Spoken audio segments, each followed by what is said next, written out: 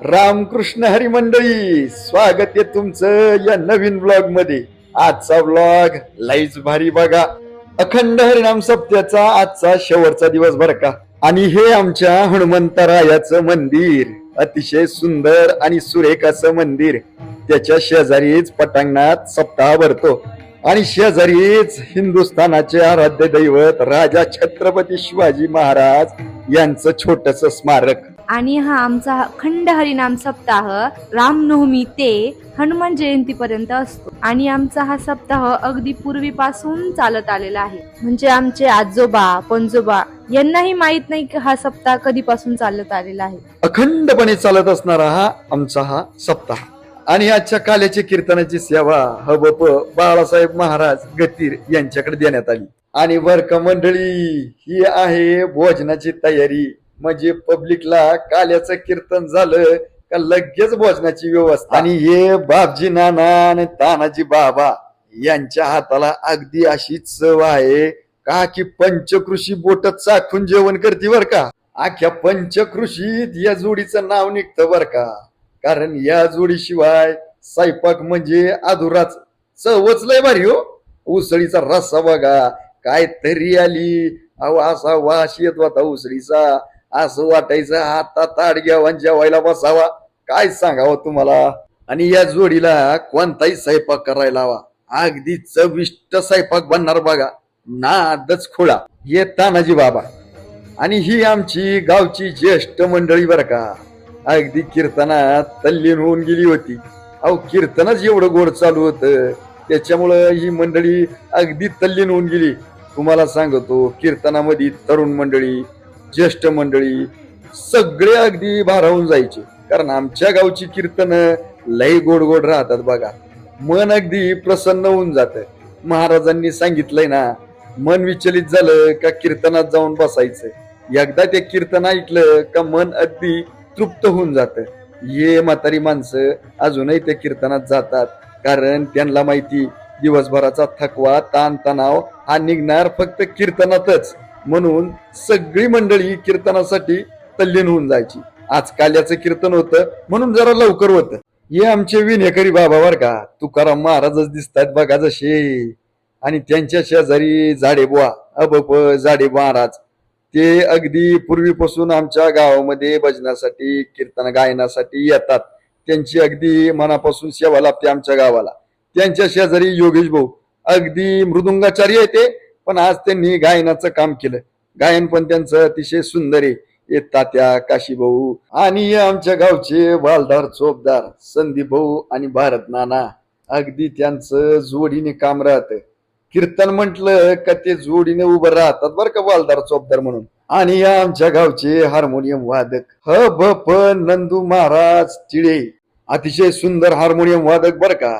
आणि त्यांच्या शेजारी तुम्हाला सांगतो, आताच 9 तरुण हबप तयार झाले आमच्या गावातले सार्थक महाराज. त्यांचा असा पखवाद वाजतो, एकदा ऐकाच हो तुम्ही.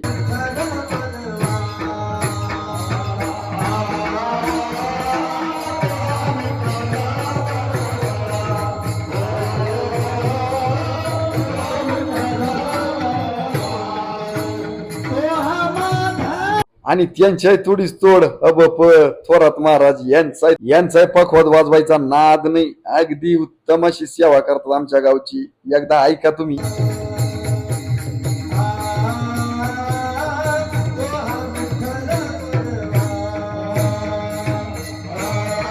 पाहिलं ना, म्हटलं ना तुम्हाला, अहो नादच खोळा. आणि चोपदार बर का, यांना बाहेरून पण ऑर्डर यायला लागले बालदार चोपदाराच्या. अहो मग त्यांचा पोशाखच एवढा भारी आणि ते नाचात्या पण कीर्तनात असे दंग होऊन का नादच खुळा. आणि विशेष म्हणजे आमच्या गावामध्ये छोटे छोटे पण हबप महाराज तयार होऊ राहिले बर का.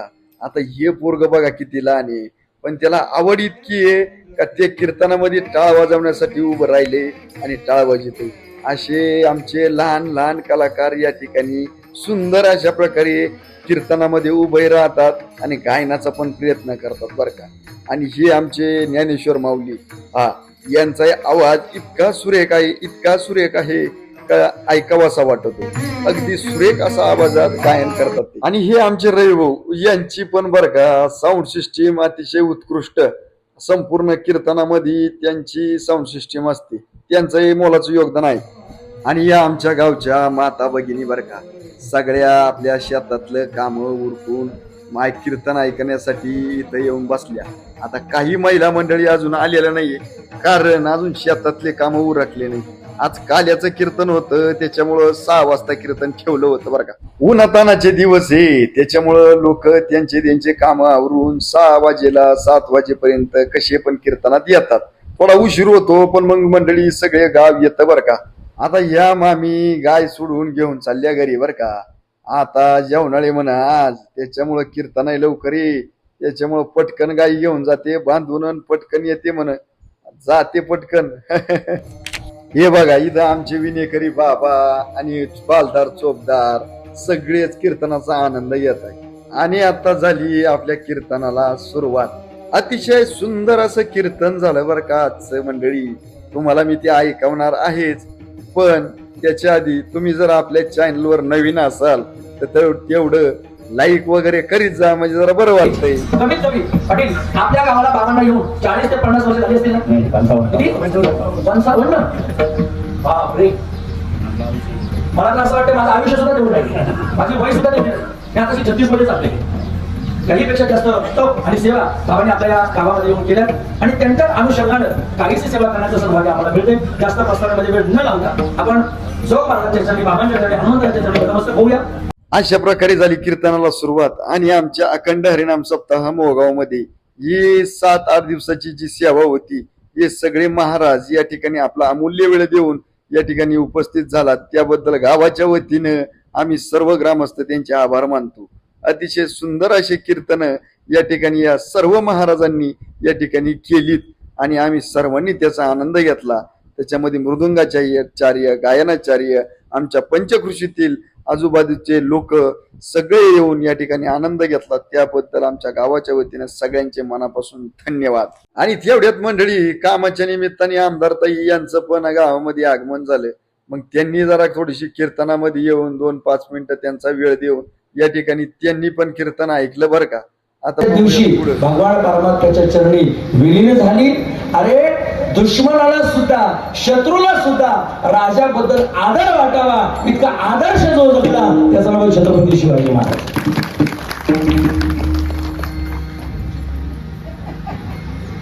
या कामाला वारकरी संप्रदायाचे कुठेतरी हात लागले आहेत एवढंच बोलते. आणि पांडुरंग परमेश्वर आपल्या सर्वांना सुख समृद्धी, आनंद, भरभराट, चांगलं आरोग्य देव, सुख शांती देव, एवढीच प्रार्थना करते आणि थांबते. धन्यवाद.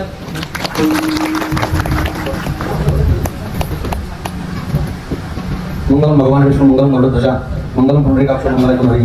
चालू असलेल्या अखंड हरिनाम सप्ताहाच्या निमित्ताने आणि ताईचा सत्कार झाल्याच्या नंतर ताईच्या हस्ते महाराजांचा सुद्धा सत्कार होईल. एक सूचना आहे, आपला जो अखंड हरिनाम सप्ताह आहे, हा सप्ताह ताई आमच्या गावामध्ये घालून असतो. मी तसं काही पाऊस येत नाही, परंतु आता तुम्ही बघितलं असेल का हा जो समाबंध झालेला आहे आणि तिकडचा समाबंध झालेला आहे. परंतु अर्थनाशी आमच्या लोकांची का जर दशकरी असला, वर्ष असला, कुठे कार्यक्रम जर असला तरी ते एवढ्या जागेमध्ये बसता येत नाही. तिथे छोट्या लोकांमध्ये चालतं. आता तुम्ही कर्तृत्व आणि कामगारी सगळ्या आपल्या नाशिक जिल्ह्यात माहिती काही कशा होणार असं काही नाही. तुम्ही सांगितलं पाहिजे असं काही नाही. तर 1100 कोटी जो 288 आमदारांमधील. आणि या ठिकाणी संजूभाऊनी गावाच्या वतीनं जरा सांगितलं का ताई आम्हाला इथं सभा मंडपासाठी गरज आहे, तर तेवढं तुम्ही पूर्ण करून द्या. त्यावरती ताईंनी सांगितलं. मागणी 2-3 वेळा माझ्याकडे झालेली आहे, खरं आहे, परंतु आपल्याला तो लगेच मंजूर करता आला नाही.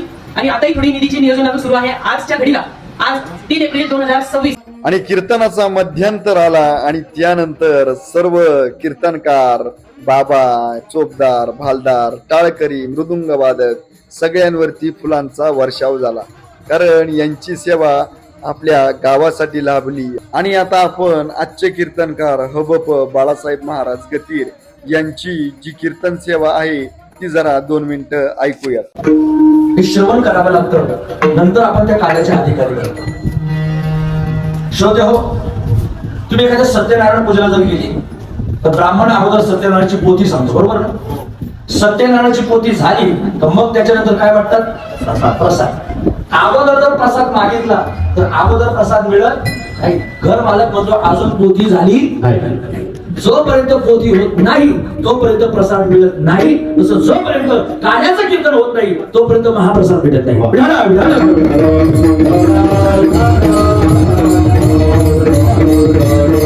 अगदी साधं सोपं उदाहरण तुमच्या पुढे मांडलंय. सत्यनारायण पूजेचं उदाहरण हे प्रत्येकाच्या अनुभव आहे. जसं ब्राह्मण बुवाची पोथी झाल्याशिवाय त्या रव्याला प्रसाद म्हणता येत नाही, तसं काल्याचं कीर्तन झाल्याशिवाय त्या दही आणि लागीला प्रसाद म्हणता येत नाही. आता आपण त्याचे अधिकारी बनणार आहोत. आपण ताट स्वच्छ करतोय, नामानं आपलं ताट स्वच्छ झाले आणि त्याची वाट पाहून, या प्रसादाची वाट पाहून आपण आपल्या जीवनामध्ये आनंद प्राप्त करणार आहोत. द्वापार युगामध्ये कंसाला मारण्याकरता भगवान कृष्णाने केलेला अवतार, हा अवतार म्हणजे सर्वश्रेष्ठ अवतार आहे. हे पहा, राम अवतारामध्ये तरी देव एक बाणी, एक पत्नी आणि एक वचन होता. त्याला काही करायला जमत नव्हतं. तो आधीन होता मला सगळ्या व्रत नियमांच्या. कृष्ण अवतार म्हणजे हा बंधनमुक्त अवतार होता. अनेक बाणी, अनेक पत्नी आणि अनेक वचनी अवतार जर कोणता असेल तर कृष्ण अवतार. कृष्ण शब्दाचा अर्थ आहे का, कृष्णती ती कृष्ण. जो सामान्य माणसाचं मन आपल्याकडे आकर्षित करून देतो त्याला कृष्ण म्हणतात.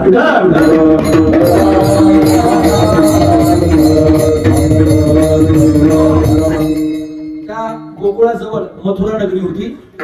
त्या मथुरा नगरीचा राजा उग्रसेन होता. त्या उग्रसेनाला एक मुलगा होता, त्याचं नाव होतं कंस. स्वतःच्या बापाविरोधात पहिला बंड पुकारणारा आणि वडिलांना जेलमध्ये टाकणारा पोरगा म्हणजे कंस होता. मथुरा नगरीचा राजा झाला. राजा झाल्यानंतर अनेक प्रकारे त्या ठिकाणी पापकर्म करायला लागला.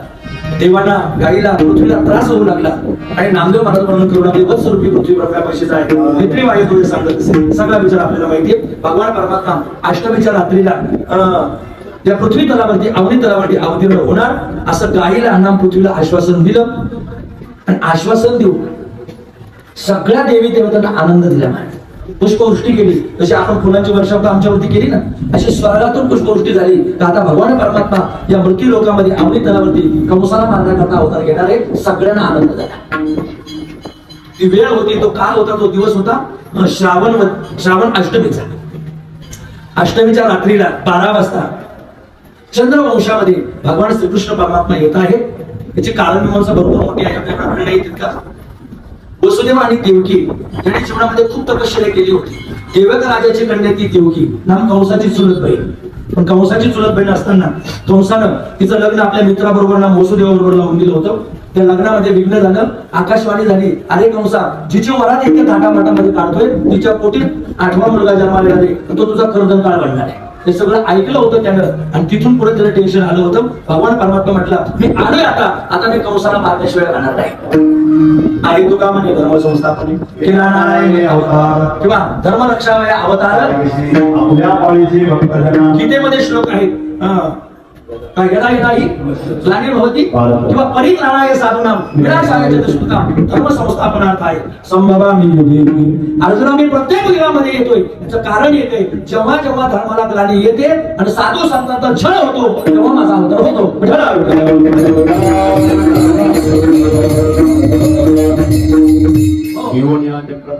घेऊन या चक्राचा हात घेतला. भगवान परमात्मा गोकुळामध्ये प्रगट झाले. आई वडिलांना सांगितलं, मला इथे ठेवू नका, नंदाच्या घराला मध्ये गोकुळाला टोपलीमध्ये घातलं. यमुनेचा पूल पार केला आणि नंद बाबाच्या वाड्यामध्ये यशोदेच्या पोटी जी माया जन्माली होती त्या मायेला पुन्हा उचललं, कृष्णाला तिथं ठेवलं. ही ट्रान्सफर एंट्री तेव्हापासून झाली. लोक म्हणतात कॉम्प्युटरमध्ये आता ट्रान्सफर एंट्री आहे, पण त्यावेळी भगवान कृष्ण हा ट्रान्सफर एंट्रीचा शोध लावलाय. देव तिकडं आणि माया इकडं झालं. असं जेव्हा माया कंसाच्या दरबारामध्ये आली, राजवाड्यामध्ये आली, रडे माया करी एकांत नामामन 8वा जन्माला 10वा पळा वाचवा अशी धावपळ सुरू झाली. तो 8वा नव्हता, ती 8वी होती. पायाला धरलं, गंधर फिरवलं, मारणार, आकाशामध्ये उडून गेली. सांगितलं, हे कंसा, अरे बाई माणसासोबत काय राजकारण ठेवतोस, तुला मारणार ना वैरी. गोकुळामध्ये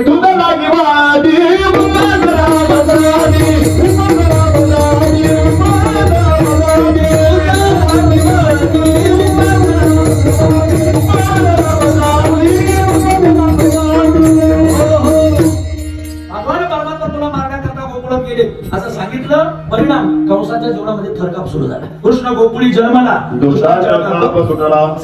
भगवान परमात्मा गोकुळामध्ये आले, पण गोकुळातलं वातावरणच बदललं. जसं आकाशामध्ये, निसर्गामध्ये वसंत ऋतू आला तर निसर्गाचं सौंदर्य बदलतं. तर एक वाक्य वापरू का, आवडेल तुम्हाला? निसर्गामध्ये वसंत आला तर निसर्गात बदल होतो आणि माणसाच्या जीवनामध्ये संत आला का माणसाच्या जीवनात बदल होतो. निसर्गात वसंत यावा आणि माणसाच्या जीवनात संत यावा. वसंत आणि संत हे बदल करणार आहे.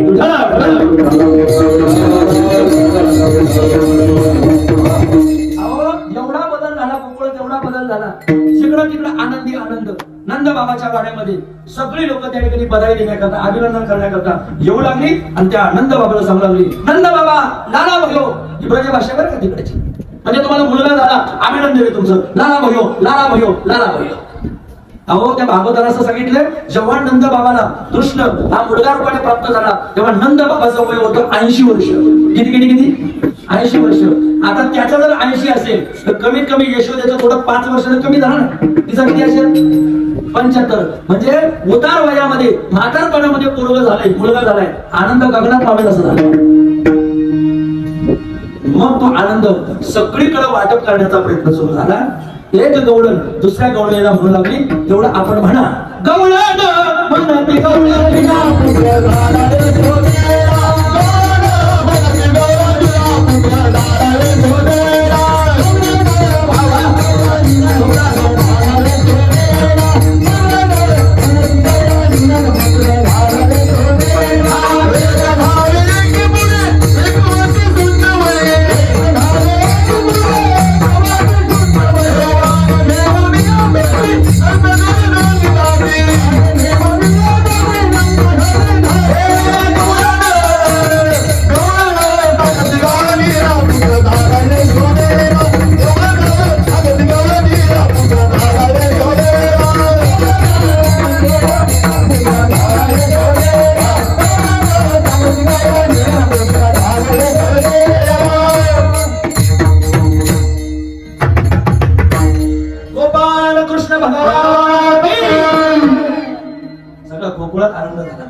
गवळणीला माहिती पडली, एकमेकाला सगळं वार्तालाप करू लागले, बातम्या पोहोचू लागल्या. तुम्हाला खरं सांगतो, आजही गावामध्ये काहीही होते जे माणसाला माहिती होणार नाही ते कोणाला माहिती होतं. तुमच्या गावात कसं आहे तसंच आहे ना. गंगूबाई तुला सांगते दुसऱ्याला सांगू, ठोकूबाई तुला सांगते दुसऱ्याला सांगू, आख्या मोह गावात बोमाटा. मी तर म्हणतो जीवाचं कारण सुद्धा तुमच्या पुढे भेट आहे. जीवाला तरी विचार मारावा लागतो, त्यांचं फ्री टॉक टाईम.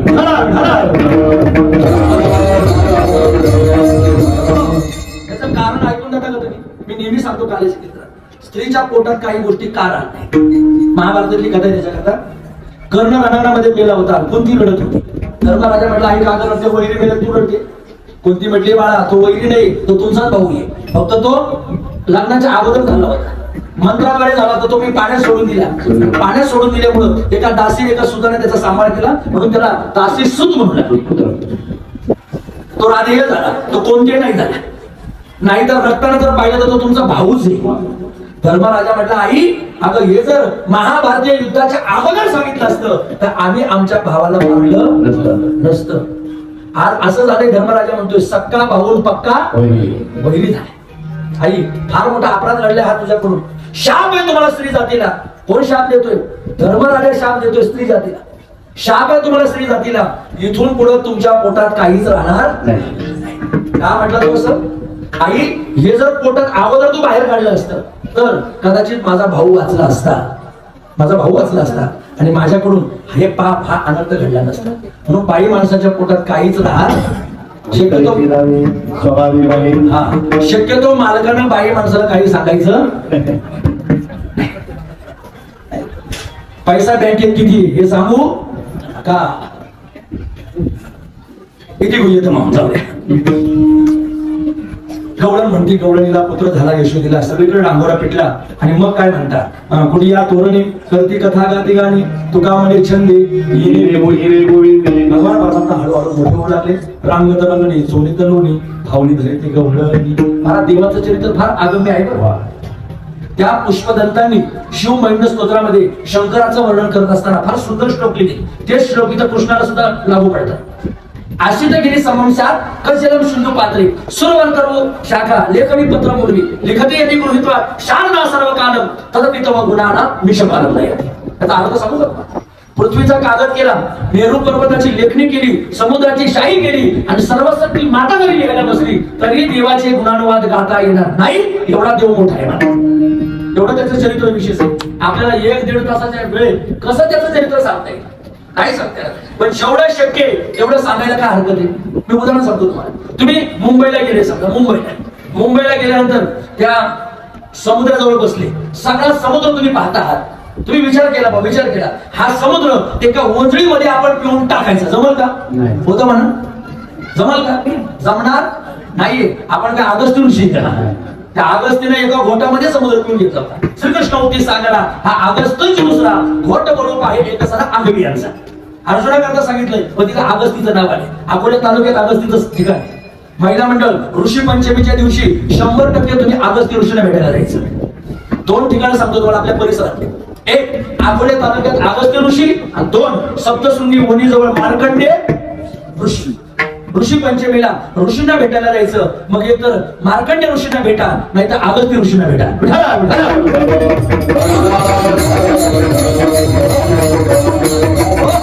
महाराज आम्हाला ओंजळीने समुद्र नाही पिता येत, पण आपल्या ओंजळीत जेवढं पाणी येईल तेवढं पाणी प्यायला काय हरकत आहे? सगळा समुद्र नाही पिता येणार, पण जेवढं ओंजळीत पाणी तेवढं प्यायचं. कसं? सगळं देवाचं चरित्र आम्हाला नाही सांगता येणार, पण माझ्या शब्दामध्ये जेवढं बसेल तेवढ्या वेळेत मी ते सांगण्याचा प्रयत्न करणार आहे. एकच लीला सांगूया आपण आणि आपल्या लीला थांबूया. देवाची लीला आहे. काय झालं? परमात्मा मोठे झाले आणि खोड्या करू लागले. लहान लहान पोरं घेतले आणि अनेक प्रकारच्या खोड्या करायला लागले. लहान लहान लहान मुले घेऊन खोड्या करी मन. फार सुंदर लीला आहे बरं का. एवढी लीला ऐका, काल्याचं कीर्तन सक्सेस झालं आपलं. म्हणलं नाही का फक्त हे गौरण उठली, यशोदे आला तुझा पोरगा रोज खोड्या करते, रोज कोणाचं तरी कारण आणते. त्या कृष्णाला म्हणावं माझ्या घरी येऊन पहा. नाही मुद्दे मला साहेब पकडला तर नावाची ठकूबाई नाही. इथं ठकूबाई नाही ना कोणी, याचं नाव बदलून घेतो मी. हाय नावाची शांताबाई नाही.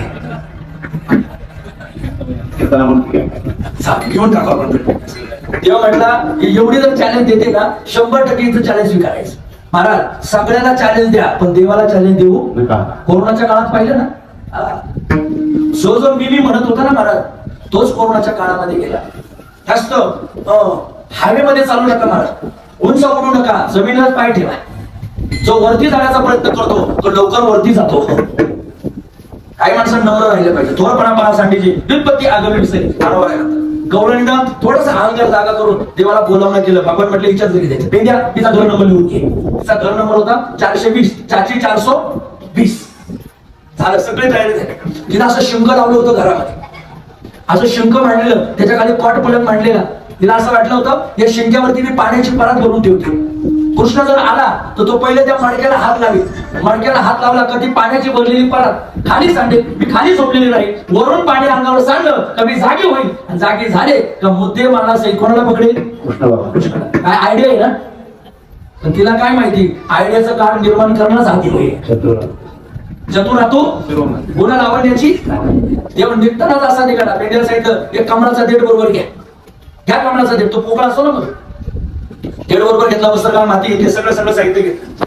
आणि जाताना भगवान परमात्म्यानं तिच्या अंगावरती मोहिनी अस्त्र टाकून दिला. मोहिनी अस्त्र म्हणजे काय? अहो समोर माणूस असला तरी त्याला कळत नाही हा काय करतो. तुमच्याकडे घटना घडल्या असतील का नसतील, आमच्या इगतपुरीला घटना घडल्या. दिवसा ढवळ्या चोरटे येतात, दिवसा ढवळ्या बाई माणसाच्या अंगावर भुरळ टाकतात आणि भुरळ टाकून तिच्या अंगावरचं सोनं नेतात. खरं आहे का खोटे? नेतात ना. ते मोहिनी काहीतरी टाकतात, आपल्या सुद्धा फसवतात ना, आपल्या खिशातले पैसे जातात. जसं देवाकडे असतं मोहिनी असतं, देवाने तिच्या अंगावर टाकून दिलं. जशी झोपली होती तिला अजून गाढ झोप लागली, घोरायला लागली ती महाराज, मोठमोठ्याने घोरायला. भगवान परमात्म्याने काय केलं, तो देठ आणला होता ना बरोबर, तो त्या परातीत टाकला. मोटर जशी पाणी ओढते ना फुटबॉल साईडला, तशी त्या ठिकाणी सगळं परातीतलं पाणी काढलं, रिकामी केली परात. मडकं खाली घेतलं, सगळ्या गोपाळांना द्यायचो, तुपलून खाऊ लागलं. यानंतर याने लागे अभय माझ्या मागे मागे आजी देतो. तृप्ती होईपर्यंत गोपाळांना खाऊ घातलं. आणि आता देवाने एक लीला केली, ती फार महत्वाची. देवानं अशी लीला केली, सगळ्या गोपाळांना बाहेर काढून दिलं. देव एकटेमध्ये थांबले आणि देव थांबल्यानंतर देवाने तिच्या अंगावरचं मोहिनी अस्त्र काढायला सुरुवात केली. आता फार बारक्या नाही खबर, थोडं लोणी शिल्लक होतं. ते लोणी शिल्लक राहिलेलं देवानं स्वतःच्या अंगाला असं चोळून घेतलं, हातापायानं चोळून घेतलं आणि तिला हळूच जागं केलं. कोणाला? त्या गवळणीला. गवळण जागी झाली आणि पाहते तर काय, पाहती गवळणी इतकी चिडली. हा बाबा समोरच होता कृष्ण, धरलं महाराज हाताला. अरे लय नाक वर करून त्या ठिकाणी बोलत होता, चाल तुझ्या आईकडेच घेऊन जाते. आता तुझी आई लय नाकानं कांदे सोडते. कोण म्हणू लागली ती गवळ. मावशी खरं सांगावं, नाकानं कांदे कसे सोलतात? पण बाया बोलायला लागल्यावर मागं पुढं पाहत नाही, असे पदर खोसतात. ते डराले. इतकी बोलू लागली धरला हाताला, निघाली महाराज वाड्याचे बाय. अंगणामध्ये आली आणि अंगणामध्ये आल्यानंतर असा ओढत लागली महाराज कृष्ण. आता ते कोवळं वय, लहान हात पोराचा. कृष्ण म्हटलं, अगं मावशी, अगं आई, सोड सोड. ती म्हटली, अजिबात सोडणार नाही, तुला शिक्षाच करते म्हणे. चालतो काय? भगवान परमात्मा म्हणते, ठीक आहे, मी तुला एकदा सांगितलं, दोनदा सांगितलं, तुम्हाला सोडत नाही ना, आता तुला शिक्षाच करतो. पुढं नेलं महाराज ओढत ओढत. एका कट्ट्यावरती ओट्यावरती हिचा नवरा बसला होता, ते म्हातारं बसलं होतं. कृष्णाने त्या म्हाताऱ्याला पुरवलं, बाबा इकडे या. ते म्हातारं जवळ आलं. म्हातारं जवळ आल्यानंतर कृष्ण असं मागून म्हातारं नेलं, मागून नेलं, स्वतःचा हात तिच्या हातातून काढून घेतला, म्हाताऱ्याचा हात दिला तिच्या हातात टाकून. देव गेला पळत. यशोदेच्या मांडीवर जाऊन बसला. आत मध्ये घरामध्ये ती स्वयंपाक करत असेल, काय कामकाज करत, देव बसला तिथं जाऊन. ही बाहेर आणण्यात आली, यशोदे ये बाहेर. आतापर्यंत बऱ्याच गवळींच्या हातारी घोड्या करत होता, आमका करत होता, तमकर. आज मुद्दे माणसाही पकडून आणलाय. कोण आणलाय? मी सांगेल ना कोण आणला होता. भगवान कृष्ण म्हटले, आई कोणीतरी गवळून फार धाडसं आता बोलायला आले, चल बाहेर म्हणे लवकर. महाराज ते यशोदेनं कृष्ण कडेवरती घेतला आणि बाहेर आली. आणि बाहेर येऊन तिच्याशी बोलू लागली, वार्तालाप करू लागली. जी भांडण घेऊन आली होती तिच्या बरोबर. जशी यशोदा तिच्याकडे पाहू लागली आणि ही तिच्याकडे पाहू लागली, हिला जे सांगायचं होतं ते यशोदेच्या कडेवर होतं. यशोदा म्हणे, बोल बाई, तुला काय म्हणायचंय? म्हणे, काय म्हणायचंय? मला जे म्हणायचं ते तुझ्या कडेवर आहे. सरळ मागं वळून पाहिलं. मागं वळून पाहिल्यावर ते म्हातारा हातामध्ये दिसलं. म्हणजे का तुम्ही माझ्या हातात कधी आले? म्हणजे लग्न झालं तेव्हा आले. कधी आले? एकदा का लग्न झालं तुझ्याच हातात आहे. सगळे घेऊन ही बोला. परमात्मा वृंदावनामध्ये गोकुळामधून यमुनेच्या तीरावर गेले आणि तिथं खेळ खेळू लागले. खेळ मांडियला वाळवंटी गाई, नाचती वैष्णव बाई रे. काला दोन प्रकारे झाले बरं, एवढं समर्पण सांगतो आणि थांबतो. काला कृष्णाने केलाय, काला आमच्या ज्ञानेश्वर महाराजांनी. कृष्णाने काला केला यमुनेच्या तीरावर आणि नामदेव महाराजांनी, ज्ञानेश्वर महाराजांनी काला केला चंद्रभागेच्या तीरावर. एकच टाळी झाली चंद्रभागे, माझा ज्ञान राज गोपाळांशी. नामदेव महाराज चळवळीने काला केला, तोच काला आज आपण गावोगाव सप्ताहाच्या निमित्तानं करतोय. हा त्यांचा आदर्श आहे.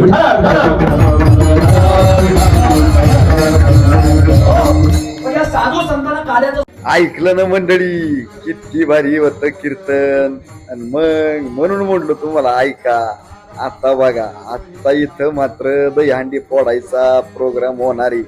आता ह्या कीर्तनात आपल्याला दहीहंडी कशी फोडतात हे आपल्याला या ठिकाणी बघूयात.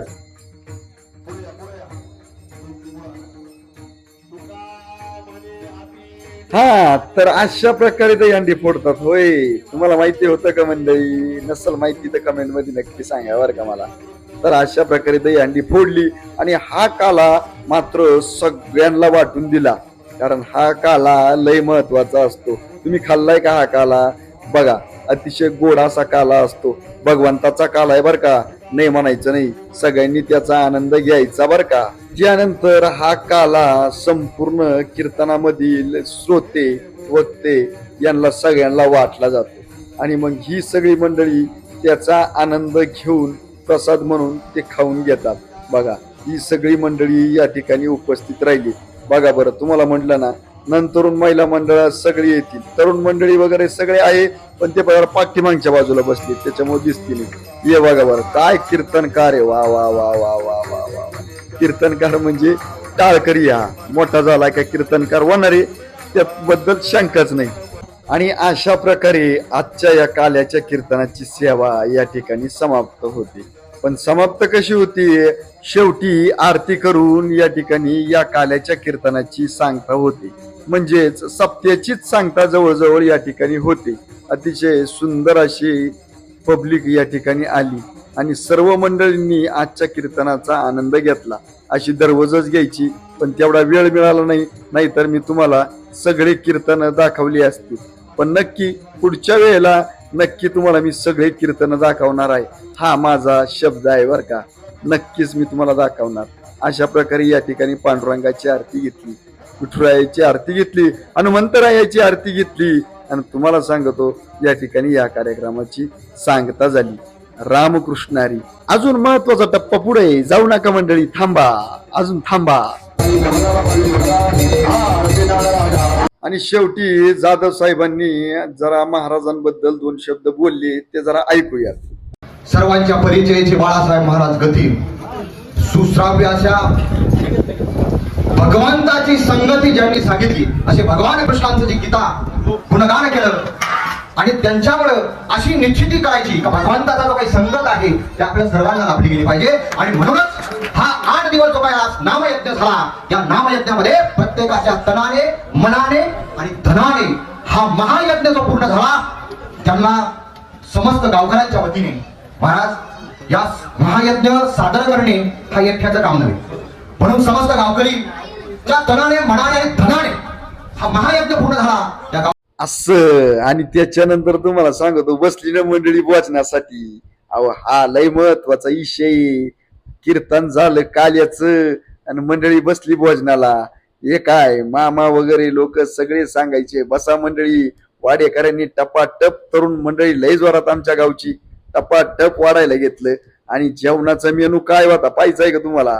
या बा बुंदी, उसळ आणि वरण भात. अहो असा मेनू असल्यानंतर तुम्हाला सांगतो गावचा माणूस पोट भरून जेवण करतो ना, मग अहो टेन्शनच नाही. पचायला पण उत्कृष्ट आणि आमचे आचारी पण उत्कृष्ट, त्याच्यामुळे जेवण अतिशय उत्कृष्ट राहायचं. हे काय स्वयंपाकापाशी पहा तुम्ही, कोण भात भरीत, आचारी लोक लगेच टपा टपा टपा भात द्यायला, कोण वरणाच्या बादल्या, कोण बुंदीचे गमिले टपाटप. या बाई इकडे लगेच ज्येष्ठ मंडळी लगेच खाली बसली, इकडे तिकडे महिला मंडळ, इकडे एक सभा मंडप आहे कानिपनाथ महाराजांचा, इकडे महिला मंडळांना बसून दिलं. भुका लागल्या होत्या, सकाळपासून दमल्या होत्या, आता बाई कवा जेवायला भेटेल असं झालं होतं. त्यांना कीर्तन ऐकलं पटापटा पटापटा आणि बसल्या पटकन जेवायला. हे काय लवबो आले ड्युटीवरून, त्यांनी पण जरा म्हणे जरा वेळ देऊ इथं, ते बसले. आणि शेवटचा कार्यक्रम म्हणजे हा अतिशय महत्वाचा. सुनील भाऊ जी कमिटी होती या अखंड हरिनाम सप्तेची, त्या कमिटीनी जयराम मामा असेल, योगेश भाऊ असतील, दिलीप भाऊ असतील, रोहित असतात असेल, सगळीच मंडळी होती. यांनी आपला अमूल्य वेळ देऊन या ठिकाणी हे भांडे घासून कार्यक्रमाचा शेवट केला बरं का मंडळी. आणि तुम्हाला जर माझा ब्लॉग आवडत असेल ना, तर तुम्ही माझ्या ब्लॉगला लाईक, शेअर आणि कमेंट नक्की करा. आमच्या गावचा सप्ताह, आजचा काल्याचं कीर्तन कसं वाटलं हे कमेंट मध्ये नक्की सांगा. आणि या मंडळींनी अतिशय आपला अमूल्य वेळ देऊन हे बघा भांडे पण घासून दिले. एवढं सगळं काम करणं कधीच कुठं दिसत नाही, हे फक्त तुम्हाला गावाकडे दिसेल. आणि हा गावचा आनंद कुठंच मिळणार नाही, तो फक्त गावाकडेच बघायला मिळतो. एवढी लोक सगळी एकत्र येऊन अशा पद्धतीने कामं करतात आणि अशा पद्धतीने उत्कृष्ट असा सप्ताह करतात, याबद्दल शंकाच नाही. आपले मनापासून धन्यवाद. आपण माझा पूर्ण ब्लॉग बघितला त्याबद्दल मनापासून धन्यवाद. रामकृष्ण हरी. पुन्हा भेटू एका नवीन ब्लॉग मध्ये.